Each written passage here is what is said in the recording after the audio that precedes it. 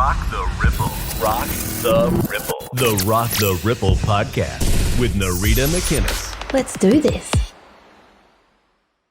Hello and welcome to another episode of the Rock the Ripple podcast. I'm your host, Narita McInnes. It is so awesome to be here with you as always. And today is another very awesome day because I have not one, but two amazing humans on the screen with me today. They are the one and only James Gilliland and Peter Maxwell Slattery. G'day, guys. Welcome to the show. Oh, thanks for having us.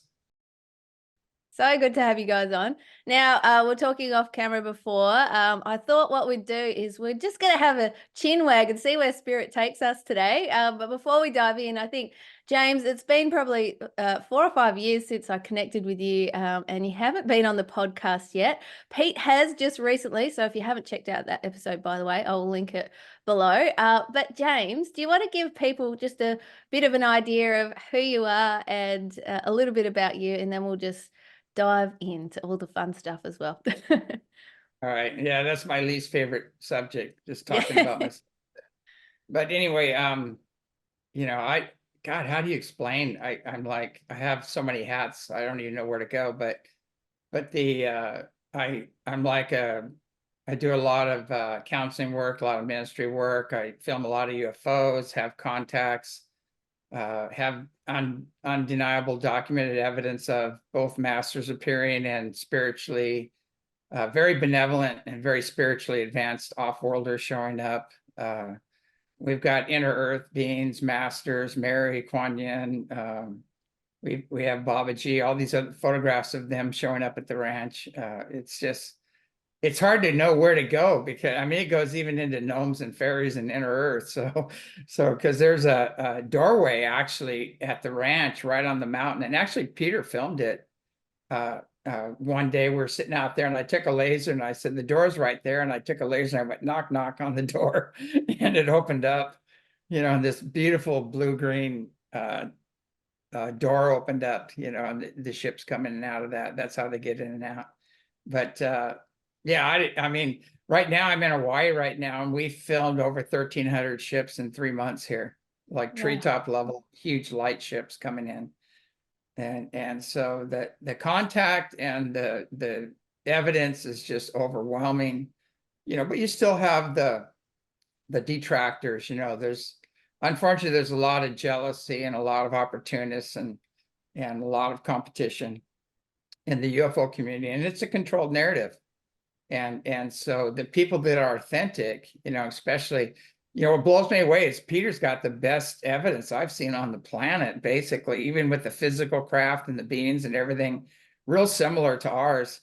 And I keep trying to get him in these conferences and people just, they not only blackball me, but they don't even invite him. So I don't know why. I don't know what that's about. And I think it's just because we're too authentic and we know too much, and they want to keep the controlled narrative going, so that's my understanding. But, we even did a video called The Controlled Narrative, so a few other things, but I don't know. I don't know how long I've been doing this. I lost track. I hate to date myself, but it's over 40 years, but of having contact and videoing it and teaching others how to have contact and healing and clearing unseen negative influences and clearing the old wounds and traumas and wrong conclusions from past experience and counseling. And so I've been at it so long, I'm getting ready to retire. I'm going to throw the keys to Peter. He doesn't know it yet, but He doesn't know it yet. It's a world exclusive to Peter right here. yeah. You've seen so many power-ups, like both of you. I think a lot of people who know your work will know what a power-up is, but maybe if one of you want to explain what the hell I'm talking about, if they've never heard of a power-up, it's Go ahead, Peter. Take it away, Pete. Yeah, it's actually depends on the intelligence operating whatever it is that you're actually seeing, because sometimes it's beings in their light body that we could say their chariot, Merkaba, but it's a way of interfacing with you. Some people will use lasers like we have at the ranch, where you will just go 1, 2, or 1, and it will just power up and react to you on the ground doing that, or you can use torches and spotlights like I am here. If it's an actual physical craft, when it materializes in this reality, unless it's actually a physical type extraterrestrial or something local, it's basically making the energy field of the craft get brighter. So it can go from something that looks like the size of let's say half the size of a school bus in a circular shape, and then it can turn into something that is a lot bigger, let's say the size of a full moon, extremely down low, but they can do that in their light body as well. So it's a way of interfacing with us. And yeah, James has got so much footage there. I actually put up a video a couple of days ago of 2 crafts coming over the sanctuary here and powering up as they were going into the distance, and actually another one last night when I was shutting up the gate. So it's just a way of interfacing with you. But when that's happening, I say take notice of your thoughts, your ideas, your feelings, and also as you adapt over time with your eyes open, you can start to tap into the mind's eye and sometimes actually interface on board the craft in a, we could say, non-physical state, from you being physical on the ground, whether looking at it or filming the craft as well. So that's something that's very common for James and myself to be interfacing in that way. But it's just, really, it's just a way of letting you know, hey, what's going on, guys? Or just, like I think James calls it dazzle duty. Yeah. Yeah. Dazzle duty. Yeah, they do. They do that. They're like cosmic cheerleaders. They're just going, we're here, wake up, behave yourself. That's what their message basically is, the same message that all the masters have given us, basically be kind to each other and be kind to the planet and live under universal law, and they've transcended war and disease and poverty and everything else that's plaguing us here. They want to come and help out, but we've got to create a doorway for that to happen, or a space for that to happen. And that's what I'm seeing right now. We're under a huge transition right now. The old guard is going out. A whole new guard is taking its place. It's going to be a little chaotic for a little while, but once that happens, when they have the kind of the clay to work with, they'll come in and help us out. But right now they're working with a lot of people who have risen to the occasion, that are very spiritual, that have a high level of moral and integrity values. Those are the people that they're contacting to, I don't want to sound biblical when I say morals. It's just, it's not, they've transcended jealousy and ownership and all that stuff. They don't do the things that we do down here.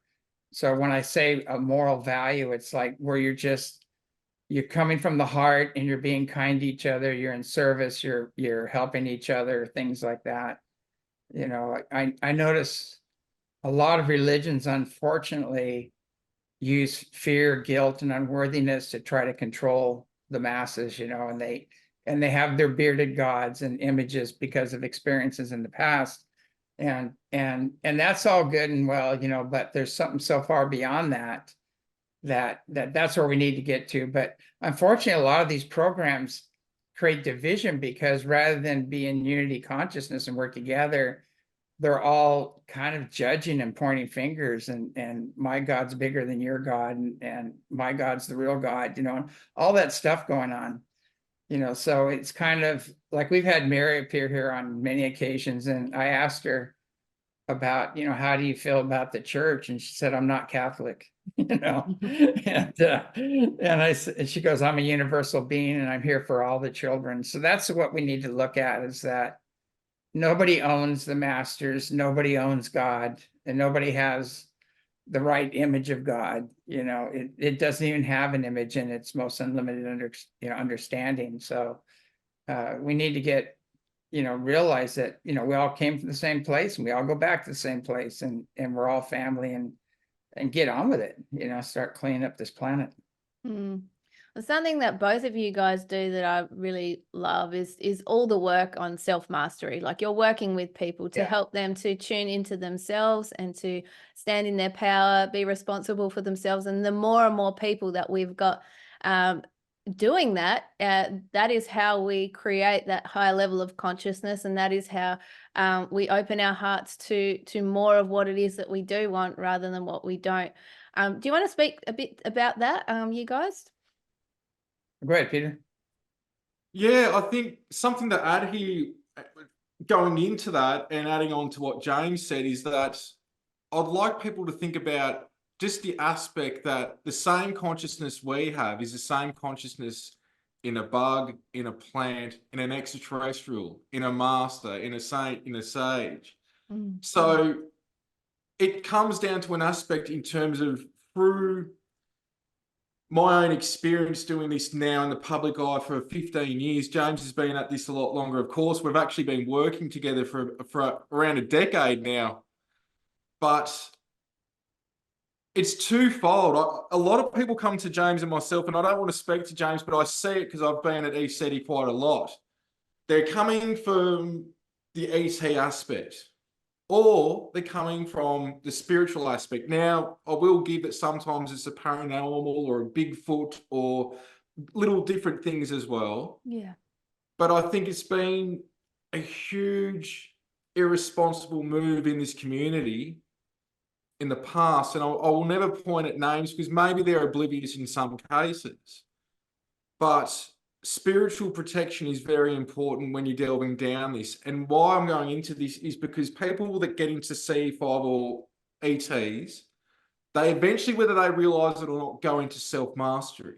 And people that are in self-mastery eventually will interface with beings that can be extraterrestrial, ultra-terrestrials, angelics, avatars, what have you. I've spoken about this before, people double my age coming to me that are very well known in, let's say, the yogi community or yoga.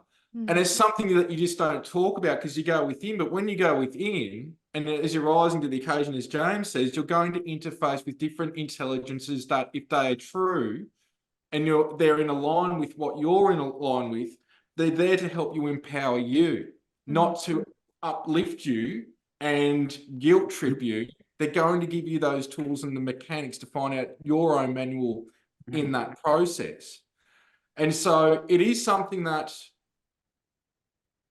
I want people to think about adding on to this, that when you're interfacing with these intelligences, whether it's, say, an ascended master, saint, sage, extraterrestrial, ultra-terrestrial, the list goes on, they can read you like a book. When they're in your field or tapping into you, they know all the good, all the bad, all the things you wish you'd done, what have you. They don't care. They've got love, compassion, and they're non-judgmental about it. So this is where, can people really deal with that? Now, of course, there's 3D extraterrestrials on our vibration. A lot of them are very positive intelligences. But to add to that, most of what's interfacing with us is coming from different frequencies. And when you're dealing with that, they will know your intentions. They know your intentions if you're just wanting to make contact just to film. Just, you know, for the glitz and the glamour, we could say this. But when you're interfacing with them and you're coming from the heart, they're just coming in and they're coming out. You work out who your soul family is, who you're connected to on another level. But the litmus test, as I say, is the information helping you be a better person, be of service and bring love and joy into your life? Or is it just nonsensical? Because there's all this noise, but what's the signal in it? That's the important aspect that I'd like to bring into this, because people think they can handle it. And I think, yes, we can as a civilization, but there's a weaning in that needs to be done on a collective level, because contact's a collective thing and it's an individual thing. But like James is saying, people go, yeah, I want to see this, see that. Next minute, they're in their car driving off the ECETI because they're just freaked out. From nothing that was hostile. No. Yeah. They weren't prepared because I hadn't done the work in here. And, you know, this work is a continuous thing, just like it is for them. But just because they're an extraterrestrial doesn't mean they're not trying to ascend to the next level. It's a very layered thing.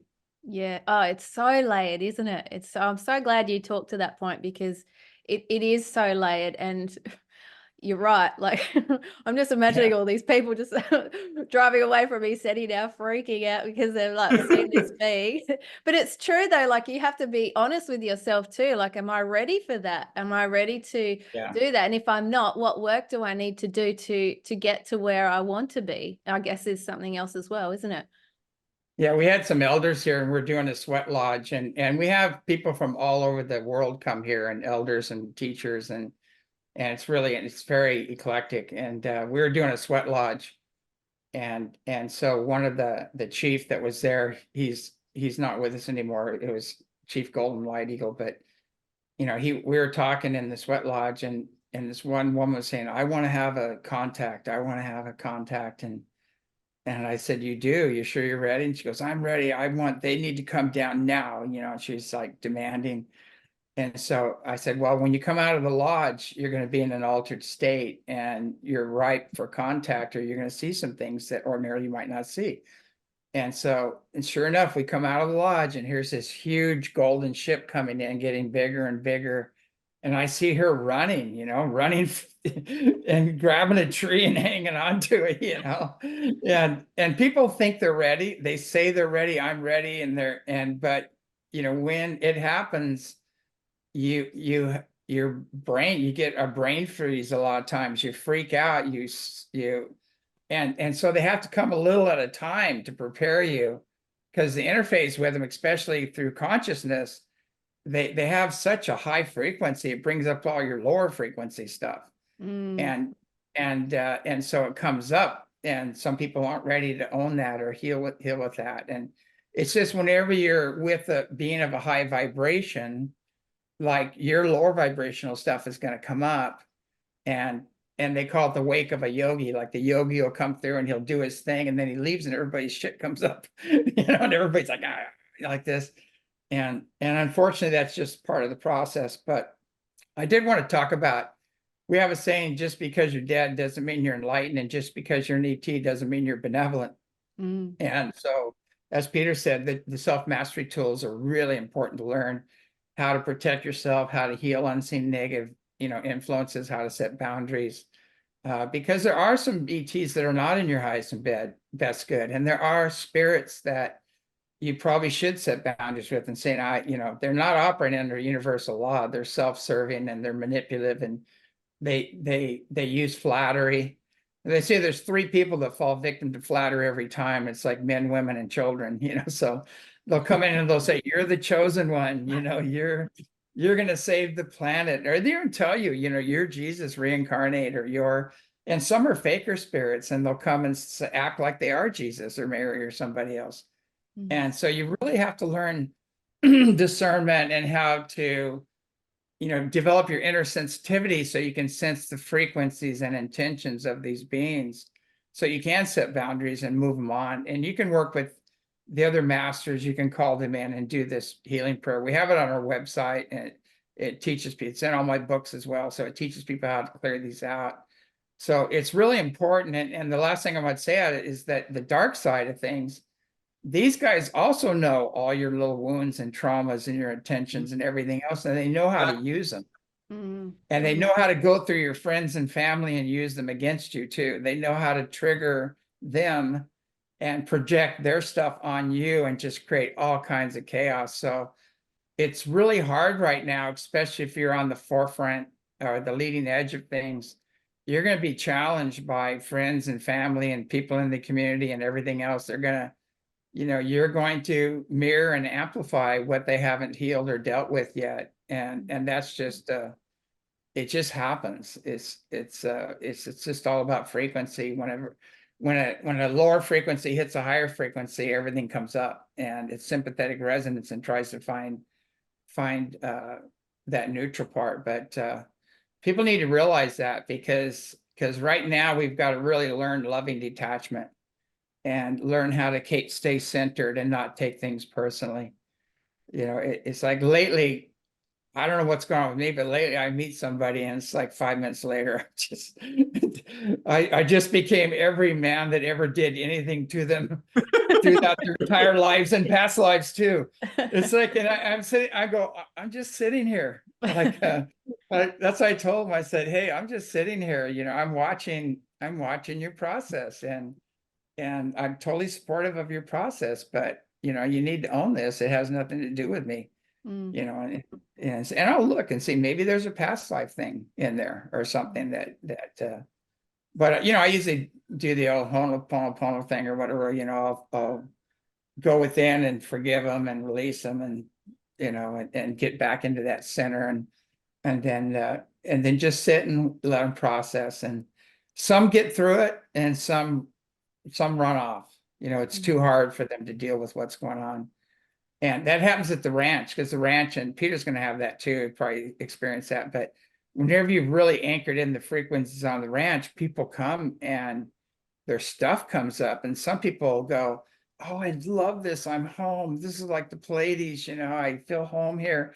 And I tell them, I said, well, give it about 3 or 4 days. And they go, what do you mean? And I said, well, all that love and joy and bliss you're feeling right now is going to push everything else up that isn't love and joy and bliss. And so in about 3 or 4 days, could be 3 weeks or whatever, you're going to have this stuff is going to come up. And I would really suggest taking personal responsibility and owning it and healing it, not going to projection or blame. And the people here that I have at the ranch, they're all pretty much anchored in self-mastery, and they just sit there and smile, and they just go, okay, let's talk about your stuff. Let's I know you want to blame and project, and you want to put this externally. And I think that's the biggest problem right now, is we are so programmed that God is external, all of our problems are external, everything's external, and it's internal. And most of the people are so locked into that, they don't realize that it's basically action reaction, and could be this life, could be other lives, but we're experiencing things in our lives that are due to things of the past and things like that. But also too is that, so we don't beat ourselves up, we all incarnated into a very dysfunctional planet right now, and it's going through chaos. It's going through a huge ascension process. So again, we got to find our center and get back to loving detachment and let people go through their process. And there's times where you have to set boundaries and get out of Dodge, and just say, yeah, I'm not gonna play this one. If you want to heal and you want to talk about it, I'll be there for you. But if you want to project and blame or get violent or whatever, and there's a lot of that going on right now. People are just saying, no, it's not fun anymore. I'm gonna do something else. Yeah. And you just bringing up boundaries. I actually did a video on that the other day, because it's I got inspired by something that I saw where it said, examine what you tolerate. And I think boundaries is one of those things. And you talking about that as well. But also I wanted to go back to, you were talking about contact and that sort of stuff as well. Like, people might be asking, well, how do you know when you're ready? Like, because you can be doing all this work, right? Like, you guys know, like, there's so much self-mastery involved, and it's ongoing, like Pete was saying as well. Like, it's not something that you get to a point and then you stop and you're like just enlightened. Oh, like we're always going to be hit with different triggers and things for us to look at and stuff. But how do we know we're ready? Or we're not that person that's going to be running away to the car. You know what I mean? I guess when it happens, we all think we're ready. And, I've seen things that have blown my mind, but I've always just held that loving detachment and not went crazy over it or anything else. And I go, well, that's interesting, and even when something big, ugly, and nasty appears, I don't go into fear or anger, or I just focus on that love and joy and bliss and run it through the heart into that situation. And if it's a nasty, it'll run off, so we can all do that. We have the ability to do that. But as far as knowing when you're ready, I think you'll know when you're ready when you experience a lot of little when you weren't ready. You're going to have a lot of experiences that are going to prepare you for the big event. And that's what we're all going through right now. We're having a lot of, they say you never know what you want until you experience a lot of little what you don't want. And we're all going through that right now. Mm-hmm. And we're exacting self and what we really do want to experience. And, we all want to experience heaven on earth, but we got to, clear ourselves and focus on that and make that first priority. But, I've seen, it's so funny. I know the ones that say they're ready and are standing on the top of the mountain screaming the loudest are the ones that are usually not ready, or they're working with something else, that not what they think they're working with.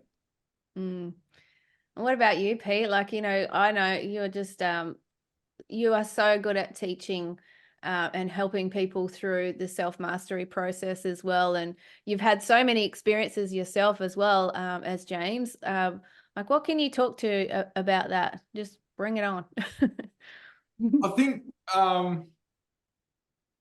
like even with, let's say when people are ready, I think it happens when you least expect it. And I say it to a lot of people, when you open up the intention for it to happen, and if it's from the right place and you've done the inner work, it will happen. You don't have a chance to react until after the fact. Just like I was known for the paranormal stuff and clearing houses and going to haunted locations and asylums and that before this, I noticed just a thing where even whether it was positive or negative, you usually don't have a chance to react until after the fact, unless you're meant to fully interface, whether it's with something positive or let's say something demonic or archonic, which that's not a good thing.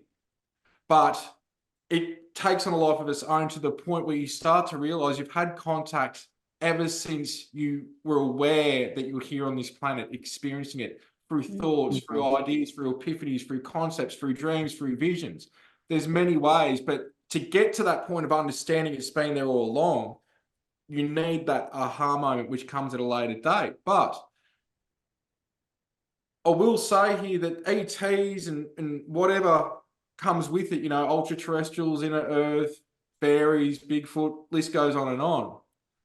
If people are using them as their guides, if they're truly in self-mastery, they'll realize that they're all conduits and middlemen for you to elevate and start to have that divine connection, which you've had all along. They're weaning you into it if they're really in line with you. So it is something where being the observer, when these interactions are taking place, what's the sensations? Because there's an energy that hits you. Now, for example, with the Elohim, I rarely talk about this, even though I talk about a lot, but my face will be just tear-soaked. With some of the Pleiadians, with some of the different masters, there's an energy, like an electrical sensation, like I'm plugged in a main, and it's not out of even crying out of bliss or sadness. It's more like I've had 100 ecstasy tablets that you just can't explain the euphoria that comes with it. But there is a knowingness and an elevation with them empowering me in these contacts that I don't talk about either. But that's how I can tell what's the fruit from the contact. What's the fruit of your actions now? Because once you get to that point, realizing that they're there to help you elevate yourself, if they do interface with you, it's now about, all right, I'm an unbounded being. What am I here for? Which usually comes down to passion, which your passions are your purpose a lot of the time, and that will chop and change. And how can I experience as much as I can? Yes, there's going to be ups and downs, but those downs, just like negative entities, are actually boot camp for you to elevate and go through a cycle, and then now go through an ascended state to the next level. And then you'll go through it again, you'll ascend to another level if you can perceive it that way, which is hard unless you've experienced, or you can look back on your life and see the downs that have got you and helped you elevate and push yourself to that next level. But it's not easy stuff. Like the years of training that James has done, even with me, I say 7.5 years out of the last 14, 15 years, all I've done is remote view and meditate. It's a lot of training that I've worked with different master teachers, James being one of them, and I'm trained in different disciplines of yoga and meditation. I've done 13 books now, movies, thousands of clients. It's not to boast, but I've been absorbed by this because once I had these revelations early on, I could connect those dots and go, well, I'm one of those people that if I want to get on with something, let's get on with it. So that's what I've delved into. And it really comes down to I said it before, what's the fruit?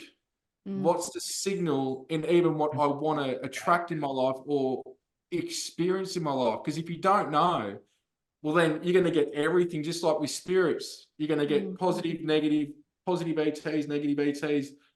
What is it that you want and why do you want it? That's the question.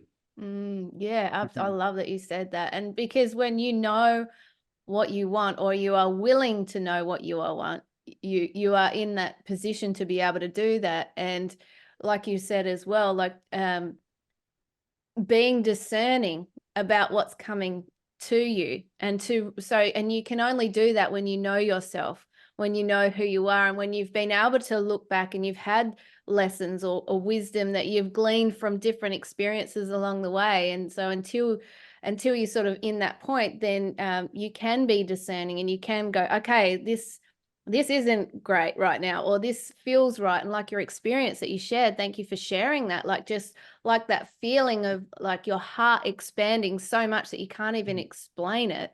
That is powerful. And I guess it also talks to the point that unless you experience something yourself, and it's not yet a knowing. And maybe, you do need to have those experiences to have the knowing, and maybe you don't as well. But when you do then have the experience, it's a remembering, I guess, as well too, isn't it?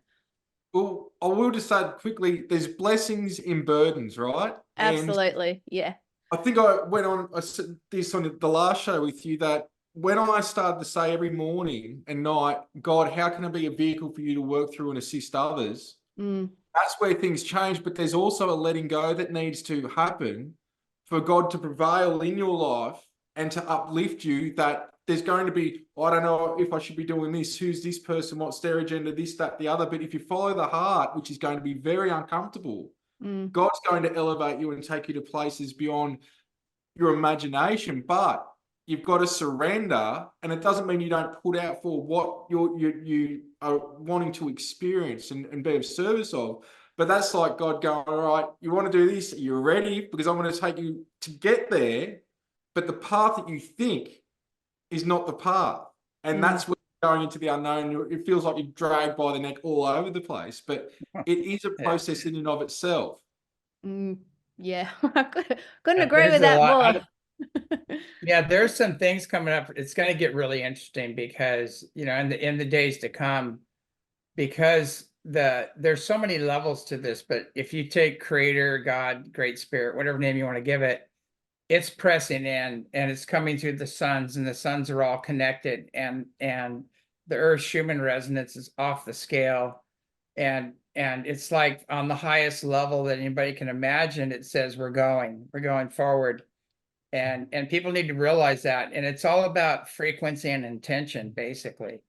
And we have a saying, the mind in which you seek is the mind in which you connect. So if you have a very low vibrational energy and you're doing greed and jealousy and competition and all the other stuff, that's all going to be amplified, and you're going to create realities around that. And the karma around that with others that you've done is all going to be amplified and accelerated. And so those who are not aligned with the awakening and healing, everybody has a name for it: great awakening, whatever, ascension, solar flash, everybody has different names for it. But if you're not aligned with that and on the right track, you're going to be shown exactly where you're not in alignment, because the boomerang is going to be amplified and accelerated. And that's what we're going through right now. There's some things happening. I don't know if we should even talk about it on the show, but I mean, major stock markets and buildings and all the structures of the powers that were are crumbling right now. They're just coming apart and falling down through various means. And everybody's going, what's happening? I go, it's happening. The old world is phasing out, and a whole new world is phasing in. It's not here yet, so you're going to have a little bit of problems.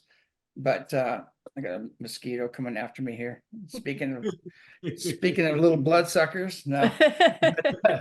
But anyway, so the old world's crumbling, the new world's coming in, and you can actually physically monitor that through the incoming frequencies in the electromagnetic light spectrum.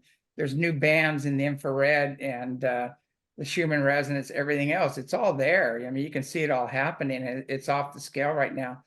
So a lot of people are having, they call ascension symptoms. And there's also another group that's trying to kind of take us out with chemtrails, and there's chemtrail symptoms too, and things like that, or other frequencies that are being used. It's more than one thing going on, but it's all moving forward. However you look at it, it's all moving forward and rising in frequency. And so there's going to be a lot of there'll be chaos and a lot of change happening, things like that. But what we need to do is focus on, going back to the mind in which you seek is the mind in which you connect. If you're focusing on heaven and earth, you're focusing on healing yourself and helping others, and you're in service to others, you're on the upward spiral and you're going to do fine. And you're going to have challenges. Everybody is. I'm not saying everything's over. The closer you get to nirvana, the more the demons rear their ugly heads to kind of push you back down again. And the challenges, but basically the other world that is focusing on the negative side of things is imploding, and it's on a downward spiral and it's collapsing right now. And what's behind this event is so huge. It's like no man can stop it. No organization, nothing can stop what's going on. And so, I'm watching all these dramas being played out here, but I'm seeing the big picture behind it. What's orchestrating this, and we're fast tracking towards ascension and a whole new world, and there's nothing that can stop it. And we've got to really get our consciousness in order. We got to get our world in order, our lives in order, and really shift our energies, our resources and energies into the awakening healing process and helping others to get through these changes right now, because it's going to get, it's the old Chinese saying, may you live in interesting times. We are in the interesting times right now. So I'm just watching it go unfold and things go down. I'm kind of like cheerleading. I'm going, yeah, finally, and it's not time. Everybody wants to know a time, when is this going to happen? When it's not time, it's events. And when one event happens, that sets up the next event and the next event. And timelines are totally collapsing right now. They created a bunch of false timelines, and through CERN and other ceremonies and things, and those have been, and they don't know what's going on, but they're collapsing. Something bigger is collapsing all their timelines into a singularity right now. And so some days you'll be sitting there going, oh God, what's going on? And I feel like, we're going to be in World War III tomorrow. And all of a sudden the next day you feel really good. And you go, oh, what just happened? I just feel great today. And it's because that timeline collapsed and there's a new timeline coming in. So, and it's happening on a regular basis. It's a lot of timelines collapsing into the singularity. But the other forces that are creating the timeline collapses are bringing us into a positive timeline, and they can't stop it. Nobody can stop this. It's bigger. I've told people, aren't you afraid of them taking you out? And I go, what's that going to do? It's not going to stop what's coming. It's like, and my message is for them too, to turn your life around, and straighten up, because it's not going to work. This old program you've been running isn't going to work anymore. So, I don't hate anybody, but I will tell people what they need to hear, not what they want to hear. And sometimes that gets a little, it's the little imp in me sometimes pushes the button that I shouldn't push, but I don't really care about being loved and accepted and approved of. I just care about people's healing, and they get through this stuff. So it's kind of interesting because I see the big button and I go, should I push it? But I'm getting to the stage now where I go, you know what, I think I'm gonna let them work on their own buttons. I'm not even gonna push that button anymore. I'm just gonna work in the gardens and meditate and hang out with the higher beings and get the popcorn out and watch the show. Yeah. Well, there's so much going on in the show right now, isn't there? And I think it's so important for us to know that and be aware of it and be able to take that bird's eye view, like you were saying, and be able to, because we're going to be, well, we already are watching so much shit swirl around, and for us to be able to stand in our power and our knowing and our truth, that's so important right now, especially when so much is being brought to the light and put on the table, so to speak, isn't it? Yeah, there's one more thing I wanted to say that just a little heads up is that there's a lot of psyops going on, and there's 3 or 4 levels to them. And the ultimate goal of these psyops is to divide people and create division and againstness. And they're coming into the UFO community and the spiritual community. And, a lot of these, I hate to bring up the flat earth thing, but that's one of them. And there's all these things happening, and people don't realize there's 2 or 3 levels to these psyops. And so if you're all fighting about whether the earth is round or flat or not, and they're invading the UFO community with this stuff, well, then you're not looking at the back engineered stuff we've had since the 60s, going back and forth to Mars and the moon and all that incredible technology. You're too busy fighting, and your focus is over here. And so there's 3 or 4 levels that they're using these psyops to distract people. And we have to pull ourselves back and say, what's important? You know, who cares if the earth is flat or square or whatever? You know, it could be one big line, I don't know, you know, but what's important is your heart and your focus, and you're back in your heart, and you're focusing on love and joy and bliss, because all these other games they're playing out right now are just to divide and divide the people. So like they'll say, look over here, but don't look over here.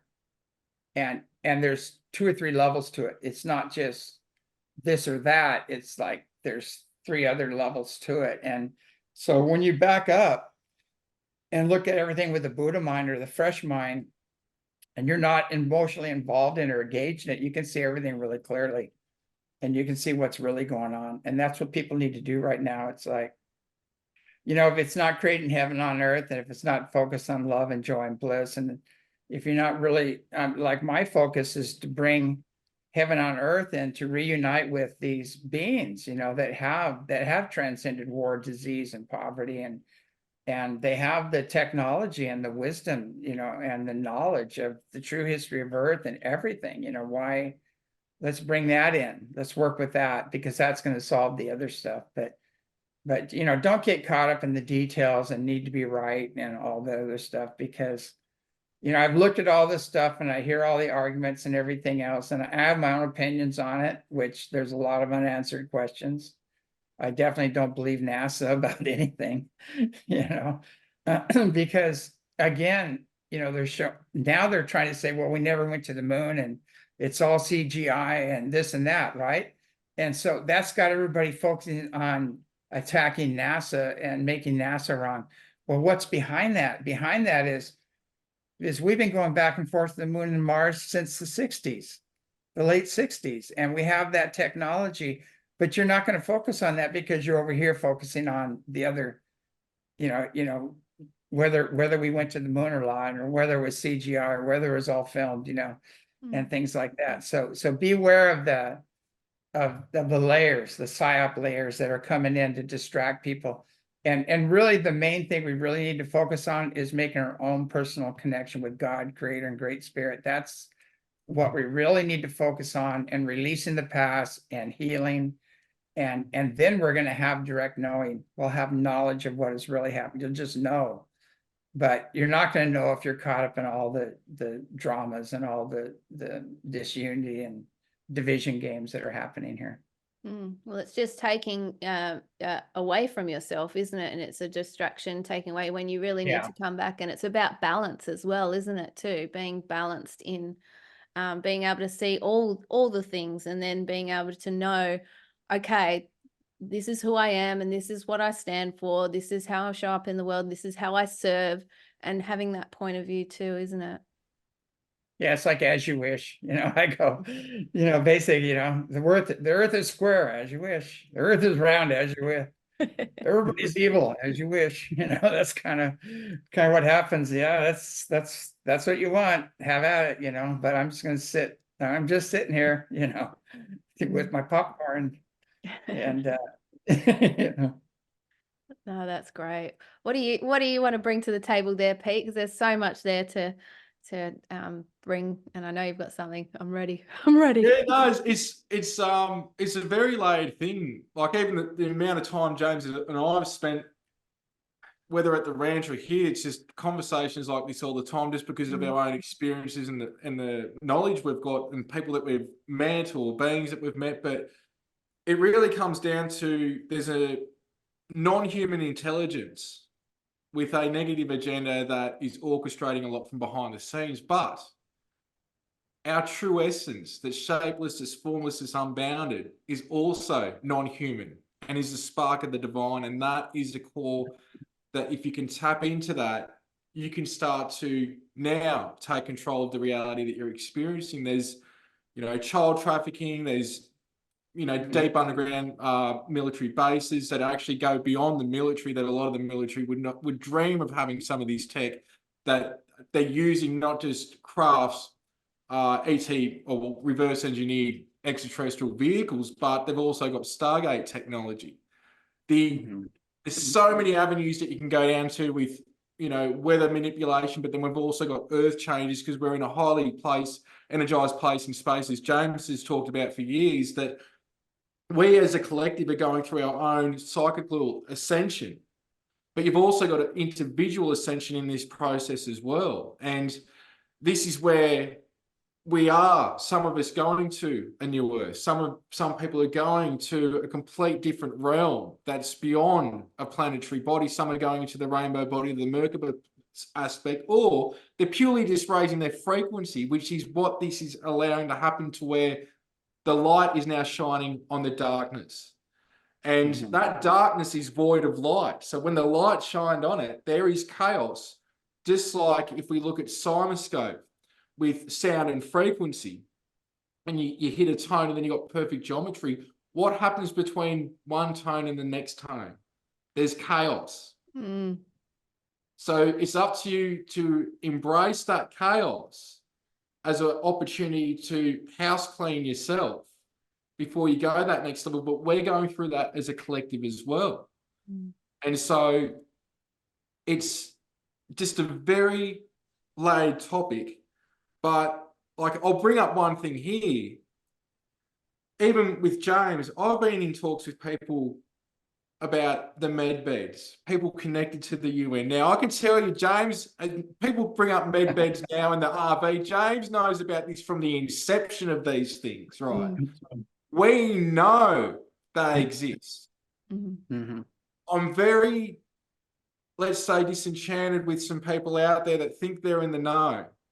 And there's, let's say, a very influential person I met through, well, let's say James has a knownness of this person as well, that I pretty much told them to go and screw themselves.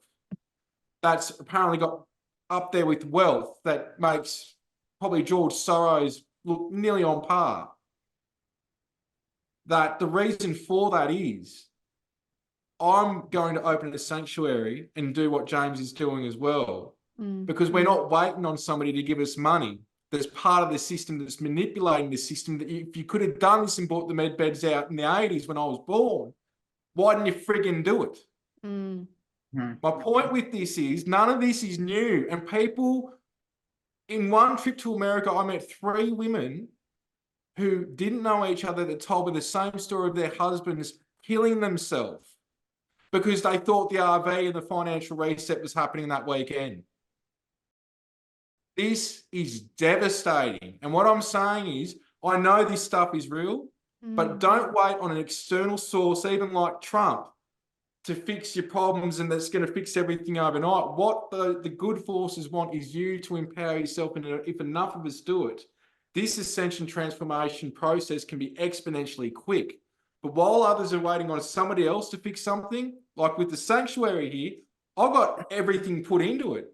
This is like red or black. If you're going to play, blackjack or whatever it is, I don't gamble, but I've done it because it needs to be done, just like James did it 40 years ago, because it needed to be done. He wasn't waiting on somebody else to do this. We've got to do it. And so I know that's a bit packed and a bit passionate there, but there's a lot of people misleading people.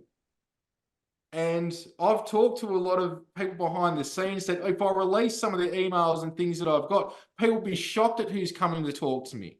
But I'm not expecting those people to change or uplift or make anything different because they've had years to do it. Years to do it. And of course, you've got to keep some hidden things up your sleeves as well. But James has had the same thing going on for him for this entire time as well. And the only thing is what can you do to make a change now? And there's going to be things you've got to accept. But where you can make changes, that can help you see a better day. And if you're doing that on a regular basis, a daily, like even one thing, that heaven on earth you're now creating, which you're responsible for. You're responsible for creating your little bit of heaven. Enough of us do it. What's going to happen? We're going to be in a utopia. Mm.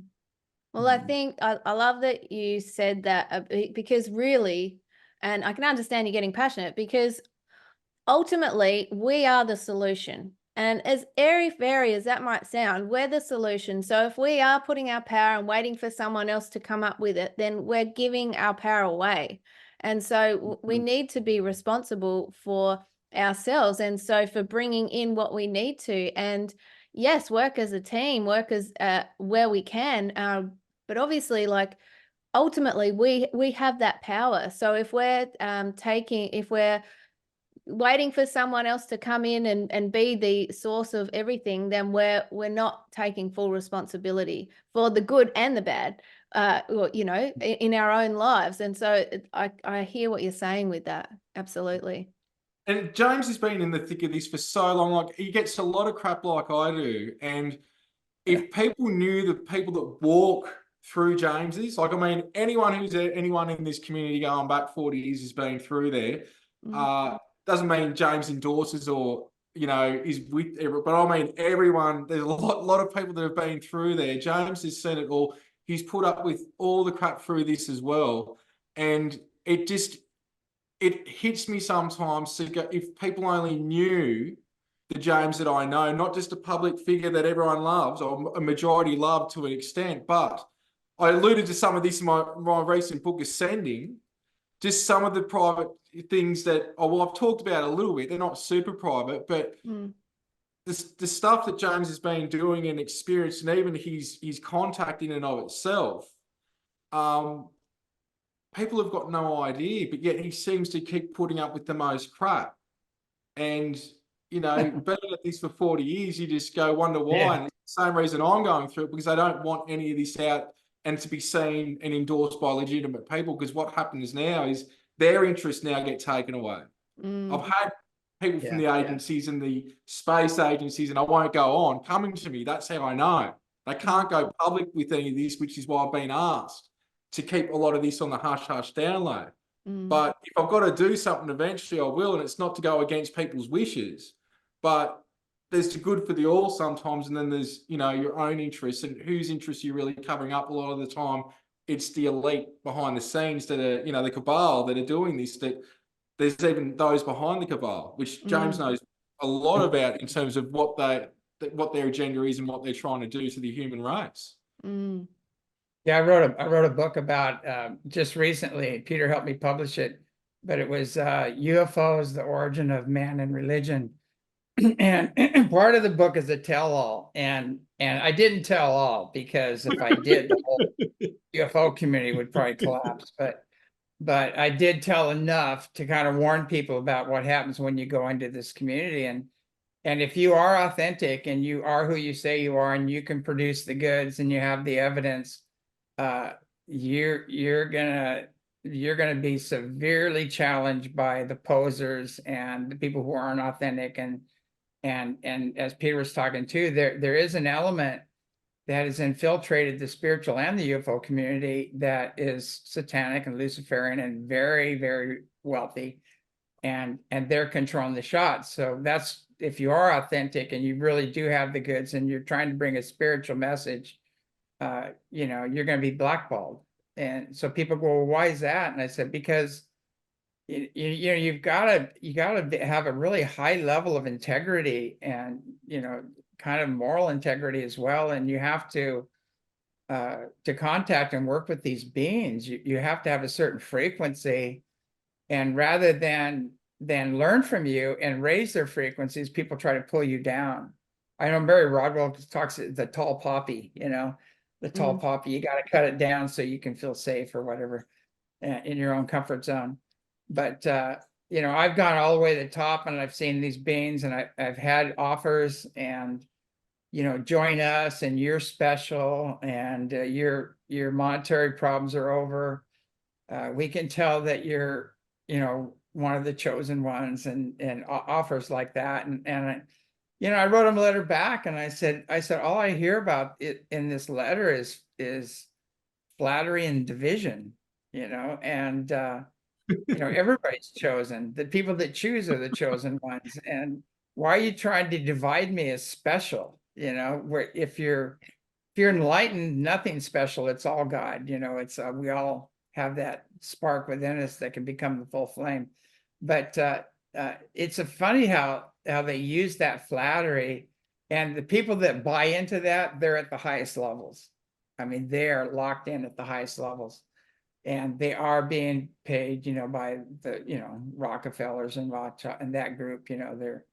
They're part of that initiative and things like that. So it's like they control the narrative, and if you come in there and rock the boat, you have two choices. Either go with the controlled narrative, or you bust it apart and you tell the truth, which is what we've done. We've just been straight up and didn't take the bribe or whatever you want to call it. But and so that's so anyway, so now you're a threat to all those that did take the bribe, that did believe that they're the chosen ones and special, and that are getting the whatever $1,000 a month that's promised to them, things like that. It's like that was in the letter.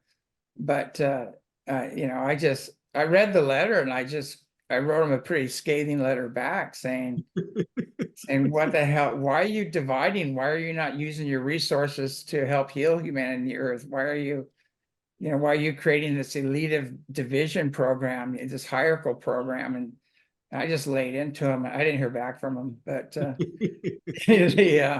and that's just my nature. I don't know. It's almost gotten me killed a few times, but you got to be true to your heart, true to your soul. You can't sell out, and unfortunately, but the thing about it is that people that did sell out and that are at the top of the food chain right now, their world's collapsing.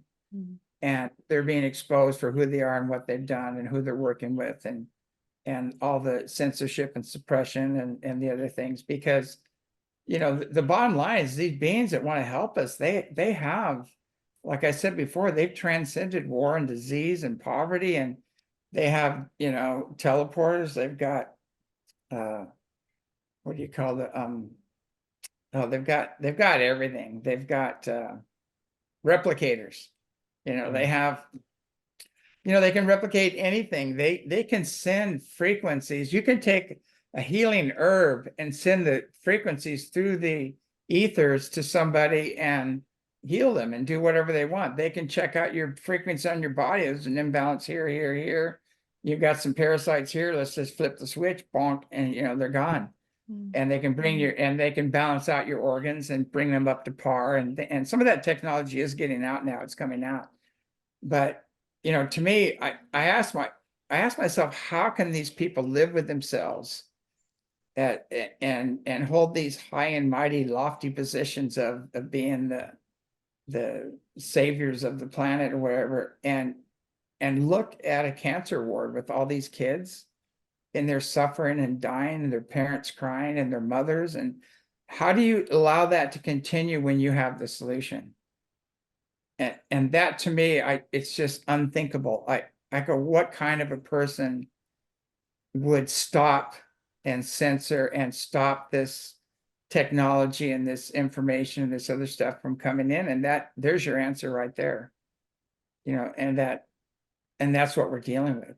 Mm-hmm. So it's to me, when you are an empath and you are sensitive and you see somebody, you see a mother just crying morbidly, like praying for a kid and everything, and then you see that technology sitting right there, it's so frustrating. It doesn't have to happen. Mm-hmm. But we have to realize there are people that actually feed off the pain and the suffering. There's beings out there that are suppressing this, and there are people working for those beings, but that's all coming to an end because they're not frequency specific to the ascension. So that's the good news. But I'm all for speeding things up because we don't need a lot of this pain and suffering. We don't need to play these division games, and we don't need all the religious and cultural and these other beings have transcended all religious and all cultural boundaries. They're beyond that.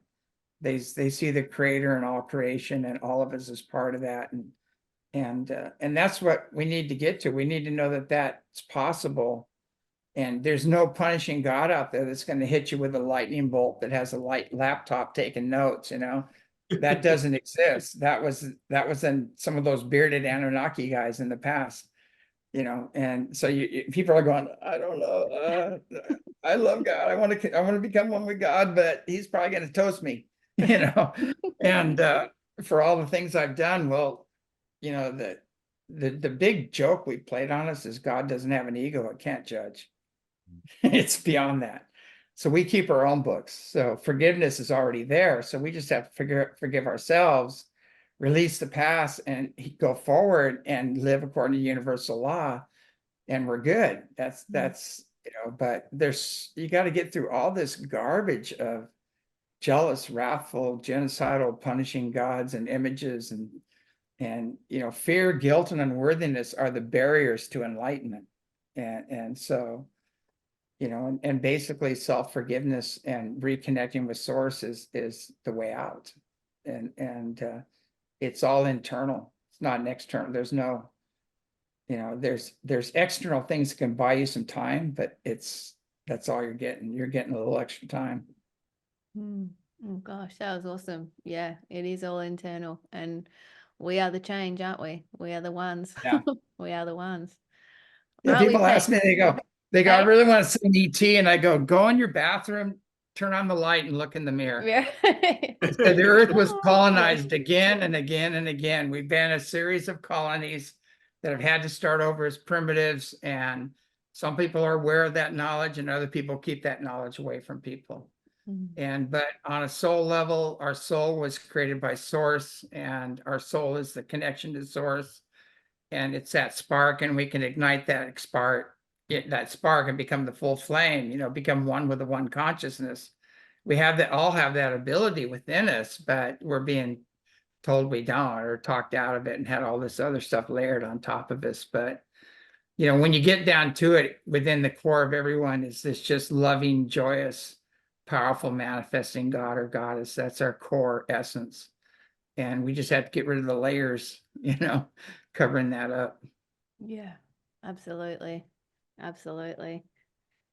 Pete, we're just like basking in this moment. Yeah. Yeah. No, I think, you know, So even true. with the challenges that we seek, these are challenges that are worthy for us to go to that next level. If we can see it that way, that these challenges are worthy to be experienced, and we must be worthy for them to be coming at us. If you flip the script on a lot of this, you can start to see that this is the way that this force behind the scenes is playing this game. But it does come back again to a lot of what James just said, like our unbounded true state is what we are. And whether it's, we could say financial relationships, what have you, I can't speak for James, so I know a lot of what James has experienced. I've gone through and had everything pulled away from me a couple of times, everything, left with nothing to restart. And in those processes, it stripped me of even the identity of what I thought I was, to lead me to a place in Revelations of, I'm not any of this. I'm part of what's created all this, yes, in that aspect, because everything's created from source, and I'm a cell of it. But I was worthy to go through those experiences because of what my potential is in this pinpoint of my, we could say, Godhead experiencing this reality here. But it has been a lot for both James and I. We've had, you know, our lives threatened, our livelihoods, everything threatened, relationships and things taken away from us. But they can't take who and what we are. And that is the blessing. Remember, I say there's blessings and burdens. All those things were burdens, but I found the blessing of they can't do anything to me. They can take, yes, physicality and materialistic things from me that seem to be real to an extent. But we're experiencing this reality in God's mind. Because of that, God is the puppet master ultimately, and it's all about soul evolution. And so when you have a footing of knowing this, not believing this, but knowing this from experience in a way that I've been blessed with to have, that's where you can flip the script and you can use everything and just go, this is just God's way of playing this out, creator source, whatever you want to call it. But it is the letting go process in that, just like we've got to let go now, or with the game that's going on right now with wars and all the other stuff that's going on with our civilization. These are all, we could say, forks in a highway that you can turn off at any time and you can take control of yourself.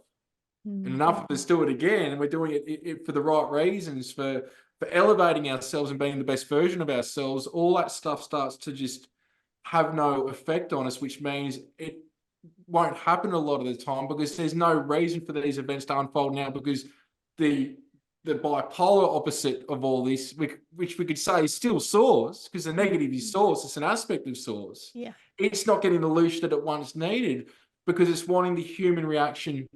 And also, we could say some of this is being created by us, like an egregore, which is events and things that unfold, and even entities that appear through mass consciousness believing a certain thing that now bring it into fruition.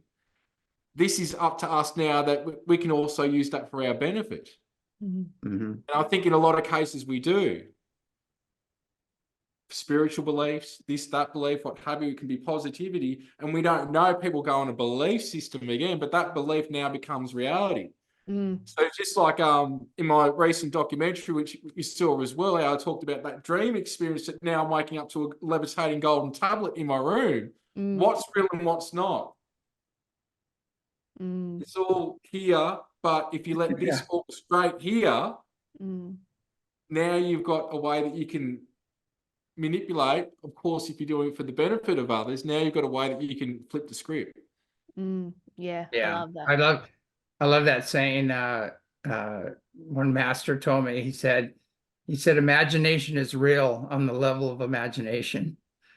And so you think about that and you go, well, you know, in the world of consciousness or thought, whatever is in your mind is happening there. It's real there. It may not be real in this dimension, but it's real on that dimension. So who's crazy? Who's wrong? Who's right? You know, it's all, and it really, when you think about that, you go, because you're always being given a choice. You have to judge this or judge that. Is that person batshit crazy, you know, or is that person, you know, on track or whatever, and everything else. And and all of a sudden you're free from all that, and you go, wow, you know what?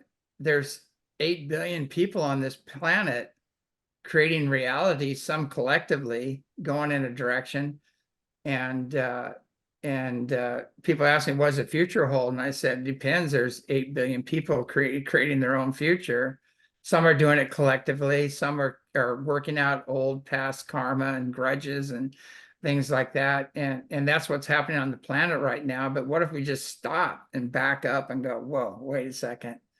I'm going to take a different path here. I'm going to create a different reality and focus on heaven on earth, the world you want to see happen. It's going to take a little while because the physical world's in the past. Even your physical body, if you say, I've always been whole and healthy, you're setting yourself up for the future. You're reprogramming your mind and your body and everything else for the future because your body's living in the past. So if you keep focusing on the disease, you're going to keep manifesting the disease, you know, and that's how a lot of this energy medicine works. It actually raises frequency, and it can remove on another level before it manifests. You can remove these things with certain technologies, and the grandmasters can do it with just their mind, you know, and things like that. So, but let's say if you don't believe it, then they can't do anything because you have free will and your belief is creating your reality. So when people come and have all these spontaneous healings and things happen like that, they go, oh, thank you. And I didn't do anything. They go, what do you mean? And I said, we just created the space for you to heal yourself, and you believed in it. So you had the experience, and you believed it was possible. And we've seen that happen over and over again. People with like broken backs and broken wrists and everything, but I tell people, I said, I don't claim responsibility for people that have these spontaneous healings. And I also don't take blame for those that didn't get it, because it was up to them what happened. You know, we're just holding frequency, we're holding the space. And there's other beings there waiting to come in and help, you know, and help people heal.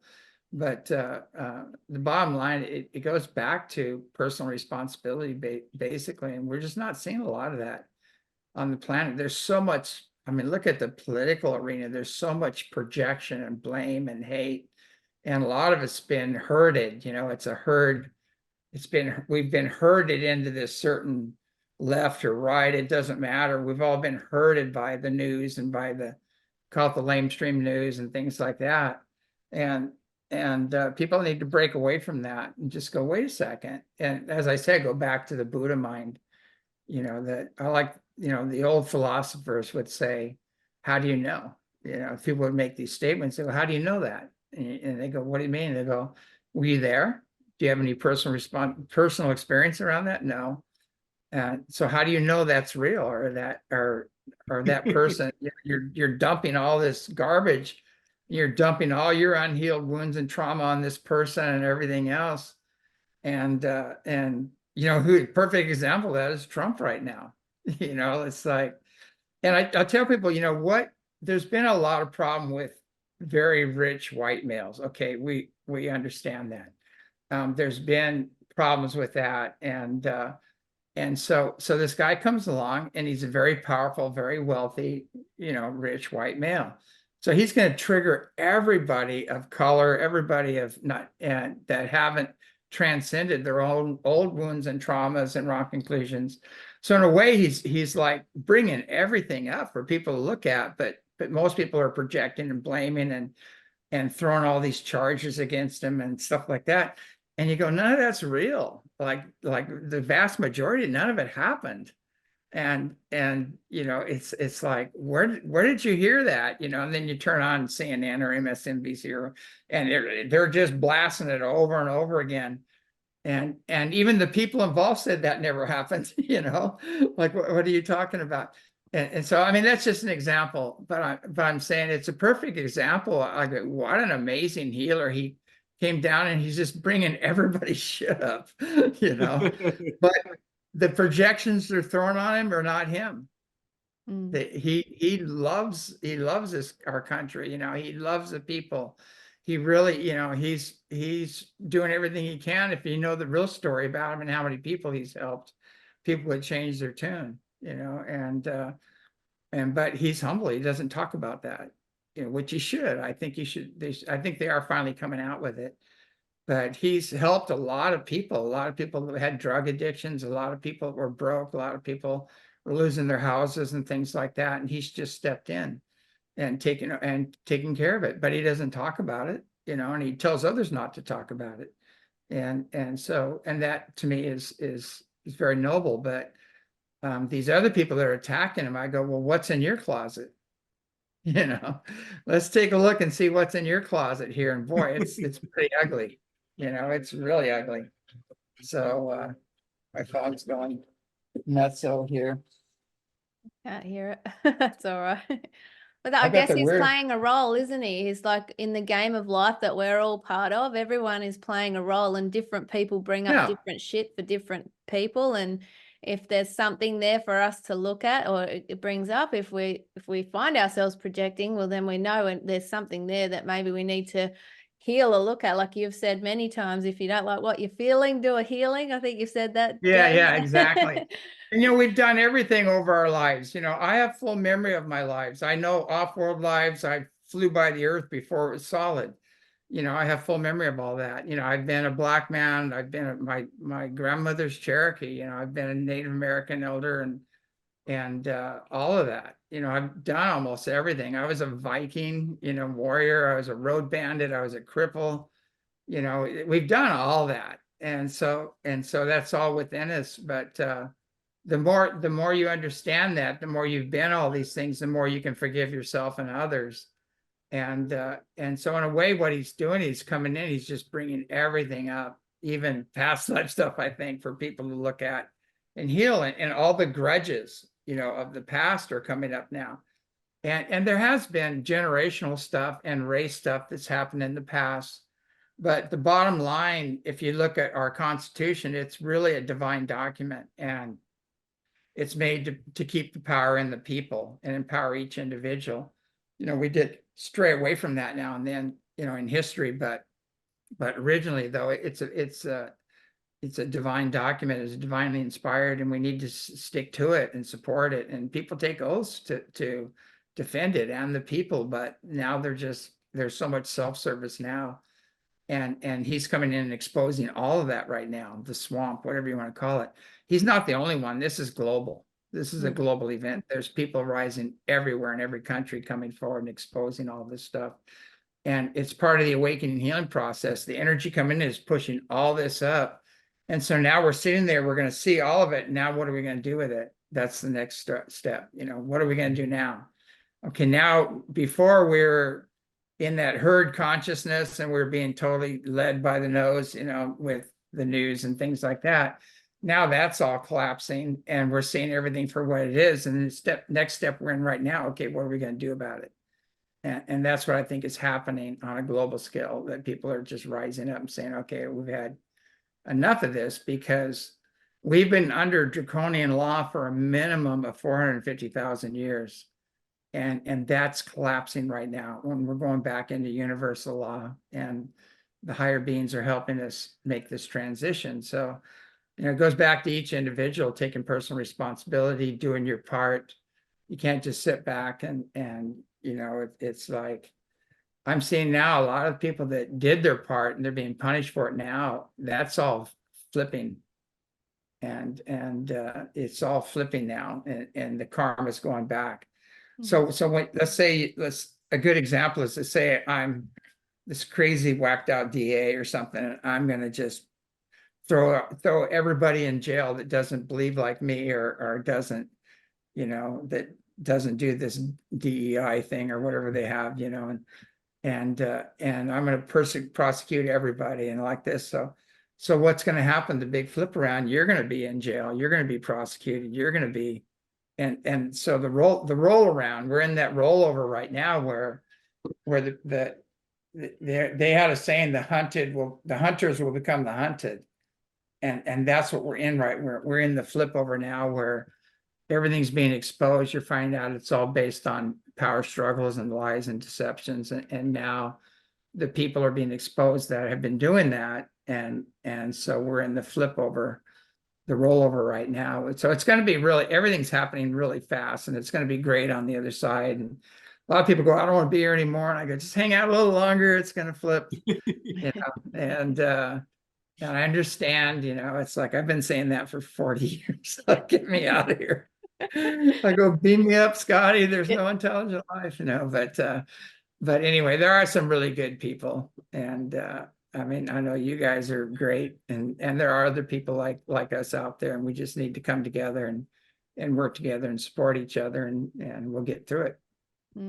Yeah, we absolutely will. We absolutely will. We're in the flip, and there is a lot of shit flying everywhere, and that is definitely Yeah, the there is. technical term. I use it all the time. Yeah. Flying everywhere. Oh, you guys, Yeah. I could literally speak to you all day. Is there anything else on your heart that you want to chat about right now? Like, obviously you might need to go to the toilet or eat some food, who knows? Or maybe you not, but talk to me, Goose. What have you got? Right, Peter. Yeah, I just think as long as people are in truth, that's all that matters. We don't know what we don't know, and there's too much theorizing or blind belief. And I've talked about this many times, that people blindly believe this book, and all of a sudden their life's just based on it, which means, they're going by this book, but there's no ground truth. And that's okay. I'm not going to have a dig, but if you don't know what you don't know, and let's say there's these social media posts, and I heard this happened to the reptilians, the Illyrians said this, the Pleiadians are doing this is going to go on with this Trump, this is going to happen, blah, blah.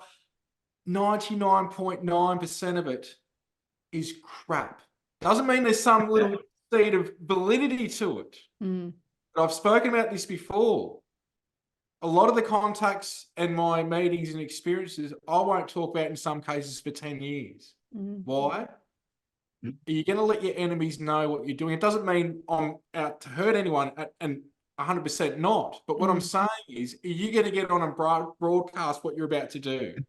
I'm asking people to think about this. If you're about to flip the script on the cabal and do something, the last thing those that are in line with the awakening healing of humanity are going to do is broadcast it and give you dates and tell you how they're going to do it.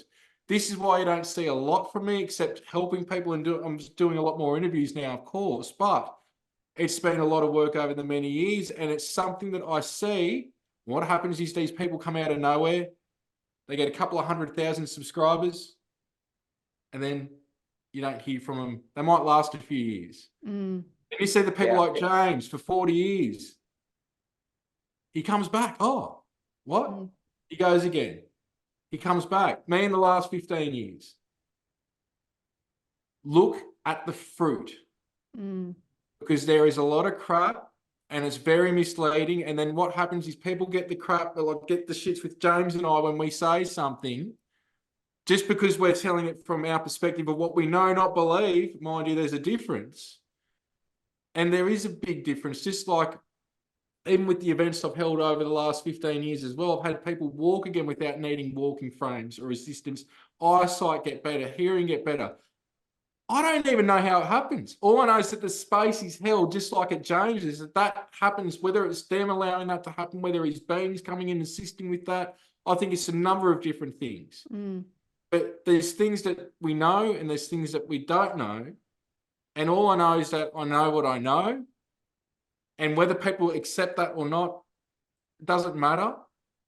But don't repeat crap when you actually don't know. And I've done this to James and I've done this to a lot of friends in America. James has seen it. Where'd you get your information from? Now with James, he can tell me where he gets his information from, right?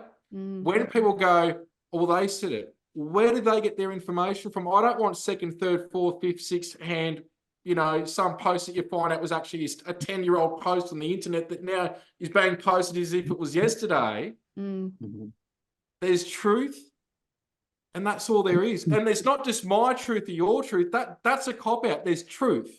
That's all there is. Now, our perception of reality creates our reality, just like James was saying.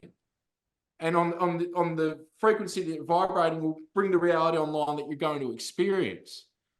But the one truth is that we're all aspects of source with an illusion of separation, that through this divide and conquer situation, we're in the situation that we're here now to we could say up human consciousness to break the chains through an ascension process. How do I know that? I've seen that. I know that. I can't prove it to you, even though I've got one of the most documented cases in history. I still can't prove it. But the point that I'm trying to make here is you've got to go with your truth, not just your truth, right? What's the truth in the situation right now as it is? Can I stand behind that truth that's somebody else's truth? Is it an actual truth, or is it a theory or a blind belief? Because there's a huge difference between all that and what the actual situation is at hand. And through all of it, most of it doesn't matter. This here in the now, feeling this, being with this, allowing God to work through you, experiencing here. If enough of us do it, all this crap that I haven't just mentioned would just dissolve away and wouldn't even be a frigging issue. But it's the drama, and people are addicted to drama. And if they realise that that's how they're attracting it, they may make some moves. Yeah, I can't agree with that more. I've always felt if people would be brutally honest with themselves. Yeah, if people would be brutally honest with themselves and look at their come from and their agenda and why am I doing this? Are you trying to get the love and acceptance and approval you didn't get as a child, or you're trying to get it externally by playing this role? And if enough people love and accept and approve of you, or then you can love and accept and approve of yourself. It's like, what's your come from? And we have to be brutally honest with that and sit back and reevaluate things and say, am I really here in service to humanity and the earth? Am I trying to create the highest potential outcome here? And am I doing it for my own self gain, or there's a balance there between service to self and service to others? But you have to take care of yourself, or you can't take care of others, and that's important. But we really have to take a good hard look at that and just say, what's the end goal? How am I participating in creating heaven on earth, the end goal, or is this really all about me? And that's coming up. That's all going to come up. And I know Peter does that. We always kind of are reevaluating ourselves, going, I hope I'm doing the right thing. And we're being humble about it and kind of self-evaluating all the time. And it just goes back to the heart. You're not going to be perfect. You're going to make mistakes now and then, but it's like, it's your come from. It's like, if your come from's right and you're coming through the heart and you're connecting to source and you're doing the best you can, then things are going to be fine. You're going to make mistakes now and again. That's all right. Like even sin's an archery term. It means you missed the mark, reload, it's an archery term. So I mean, you're going to make mistakes. We all do, none of us are perfect except me. No, I'm just kidding. That's my bad spirit.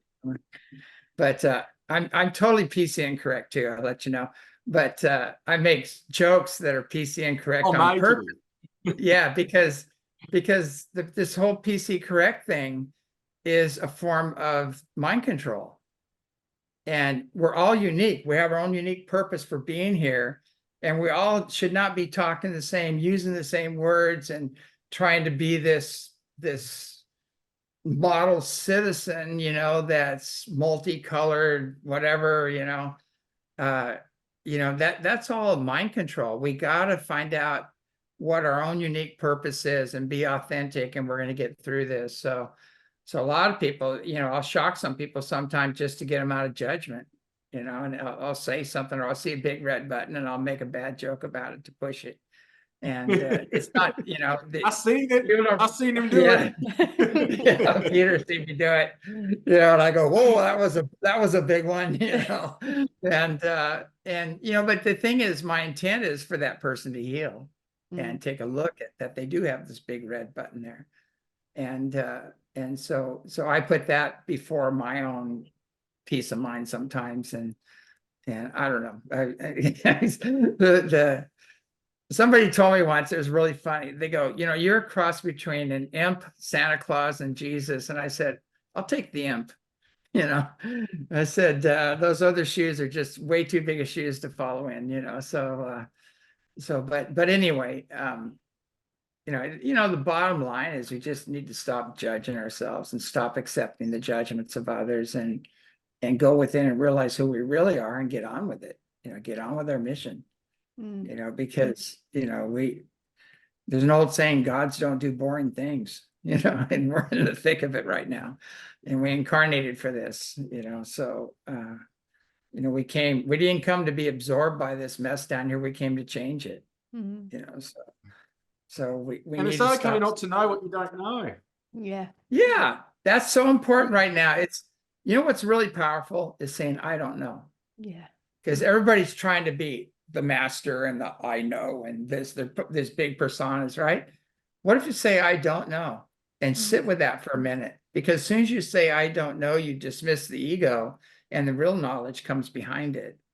And so with every question, it's the answer. If we just sit with it for a second, we'd know the answer. And that's that. I was going to say. Oh, sorry, James. Go on. You're all right. No, go ahead. I mean, I'm finished. I was going to say that before is truth and ego.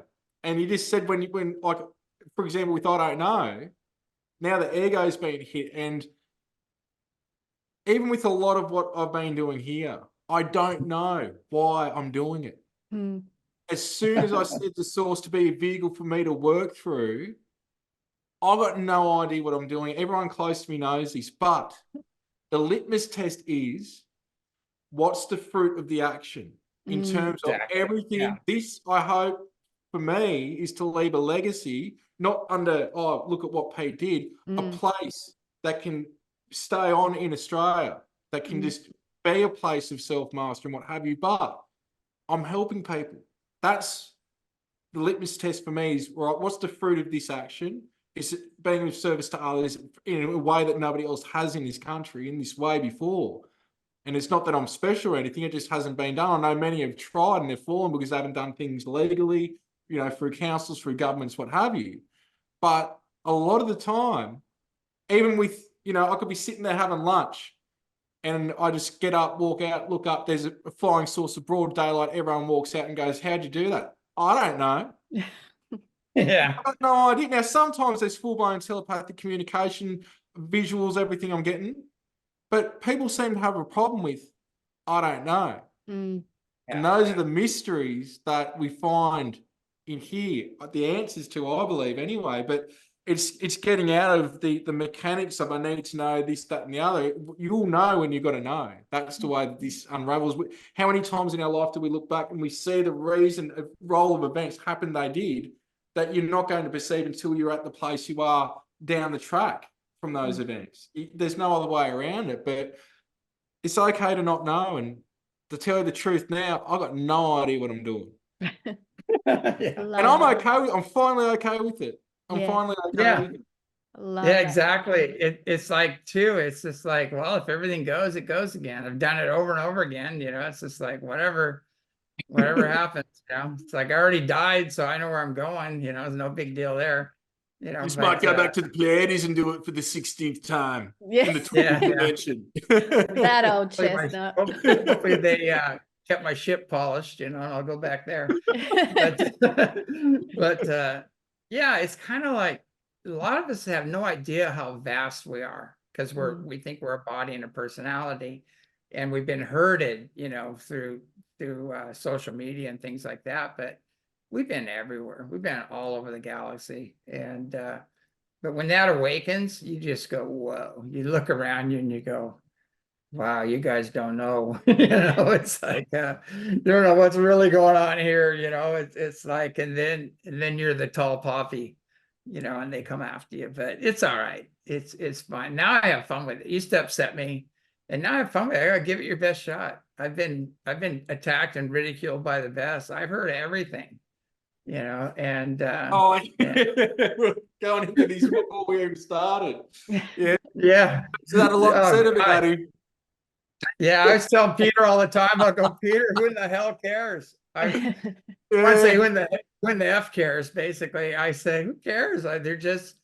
You're just mirroring back to them their shit, and you're amplifying it, and you got to depersonalize it. And I go, if you're not being attacked, you're not over the target. And so we're definitely over the target, because, it's, and I just have fun with it. I see the big red button with them too, and I'll push it, and so, I've had people come at me and they'll come after me and I go, you know what? I said, I know you better than you know yourself. I go, let's talk about 8 years old when this happened, and you see him crumble into a little 8-year-old kid, I don't like to do that, but if somebody's coming head on at me, I'll say, well, let's talk about what this is really about. Let's talk about your father and how you were never accepted, or, I'll go right to the core issue right off the bat, and you watch them just fold, they just, and it's good because, they're actually asking you for help in a way. It may not look like it, but when they act out these things and act like an 8-year-old kid, they're asking for help. There's still that 8-year-old kid in there wanting help and wanting to be healed, so it's pretty interesting.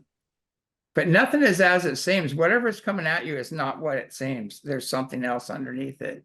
And that's why I always tell people, look around the curtain, see what's really happening here, what's really being expressed, and then you'll have the truth, but I think on that note, I can't think of anything else. So turn it over to you and Peter. I'll just say one more thing, and that is that we're all teachers, but first and foremost, you're always going to be a student.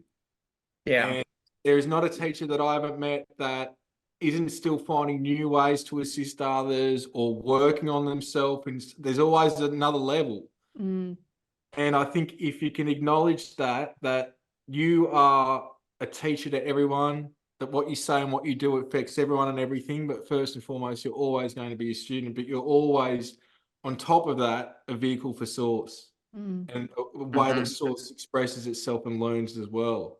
So that, like, we've just got to take things a bit lighthearted sometimes, and have a laugh and have a joke, and let our hair down. You Which I read cut my mine off a mind. few weeks ago, but I don't have my hair anymore really. Yeah.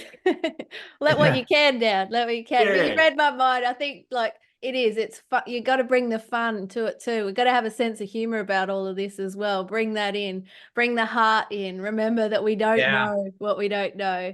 That we are the teacher and the student. You know, all of those things, don't we? If it's not fun, it's not sustainable. That's what we say. But you know, the thing about it is I've already died. It's a long story. I crossed over and I was face to face with the Source, and I was unique yet one at the same time, because you're a light being, but there's a greater consciousness and energy around you. And I've had that experience. So when people come at me, a lot of times I go, me and God are good. Who are you? Like this. And it just dismisses it. I go back to that memory of that connection. And a lot of times I go, is there anything I need to know about this? And it goes, no, we're good. And so and it totally disempowers all this other stuff. So when you can do that, and not everybody's had that experience, but it's there, it's within everybody. And when you have your own personal connection with Creator, God, Great Spirit, whatever you want to call it, all this other stuff, you just look at it and you go, okay, it's like, because it's not who they are and it's not who you are. None of it is. And so, if you want to play in that game, that's fine, but I mean, the bottom line is out of studying with all the different masters and all the elders and the bottom line is we all come from Source, and we all go back to Source, and we're all souls, and we're all from the same family. And I don't care if you're black, green, yellow, red, or purple, it doesn't matter. It's like, are you being kind and loving? That's what it all boils down to. And all these other religions and programs and cultures and grudges and all that stuff is just the big illusion. It's the trap. And if we can get back to that other point, that one teacher, I love what he said. And one teacher said, he said, everything comes from one point and everything comes back to the point. And he goes, be the point, And so you can just sit there and be the point. Everything's going to go out and everything's going to come back, and doesn't matter. You're just totally centered in that. And so, you think you're going to lose something. Well, you're not going to lose anything. It's going to come back. If you go chasing it and try to make it, save it or whatever, then you're in that drama, you're in that reality, but keep your center, keep your point, and it all comes back. It's amazing watching it. It's like, a good example, somebody would screw me out of a lot of money, or I did a work and they decide not to pay me. And I would see really soon, it wouldn't take very long at all, but they would lose that same exact amount somehow. It'd be almost down to the penny. And then it would come back to me through another channel. So I'm watching that and watching that happen over and over again. So people go, why aren't you upset? Why don't you go after this person and everything else? And I said, I don't have to. And I said, well, whatever they did is going to be amplified and accelerated. And if I forgive them, it's going to go back into their field and they're going to have to deal with it. And it's going to be amplified, quite a lot. So all I have to do is really learn how to release and let go and forgive and stay centered. And it's amazing how fast it happens. The slower it happens is the more hold you have on it. The more you can't forgive or let go of it, the slower the balance is going to come. But everything will find balance. You just have to be patient with it and focus on your own, your own world, your own life, and your own whatever. Absolutely. Oh my gosh, guys, it has been so freaking awesome hanging out with you both today. I've You too. absolutely loved it. Thank you so much for being here. I also, while you're here, I want to thank every single person who's tuned in. You at home, thank you so much for being here. I hope you have loved this as much as I feel like we all have. So, as always, give it a like, a subscribe, give it a rating if you're listening on the podcast, comments, all that sort of stuff. We'll all love to hear from you. So, thank you for being here. But James, Pete, you guys rock. How can people find you, by the way, before I let you go? I'll go ahead, James? Pete. Oh, Pete. Where you Yeah, want to go? yeah, you go, James. I'll go after. You're all right. Yeah, the best way to find me is to go to ECETI.org. And we also have radio shows. We're on As You Wish Talk Radio with BBS. And that's the big one that goes out to 100 countries and affiliates or something over that. And then we have Rumble, which I go into every Saturday, and I'll be in the chat and talk to people and let my imp out, in there sometimes. But and then we're on we're on VMO and ECETI Stargate TV and there's so many channels out there. We're on X. We can live broadcast on X, and we just set that up. So it's really getting out there. The information's really getting out there, and we have great guests, and we kind of keep people updated on what's unfolding, and we try to do it with loving detachment so people don't get all freaked out about it, and just say, well, we knew that we came here to do this, and it's being done, and it's happening, and get on with it, basically. Awesome. Thanks. What about you, Pete? Yeah, people can go to Jaya Sanctuary. That's JAYA Sanctuary.com, which is ECETI Australia's home. So I've been working with James doing that for over a decade now. There's also Maxwell and all details are there with social media and books and free meditations, and the list goes on. So yeah, anyone interested.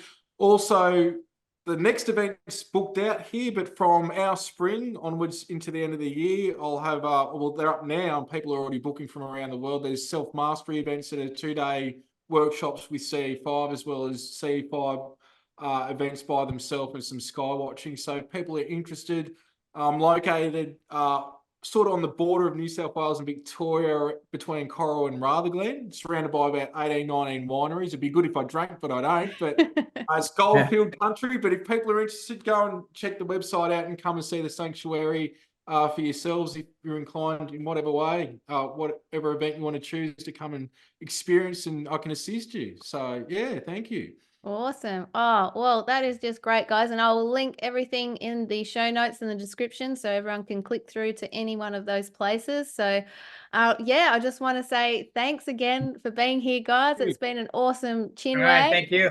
Yeah, I look forward to doing it again sometime. Yeah, keep up the good work. It's great what you're doing there. Thanks, guys.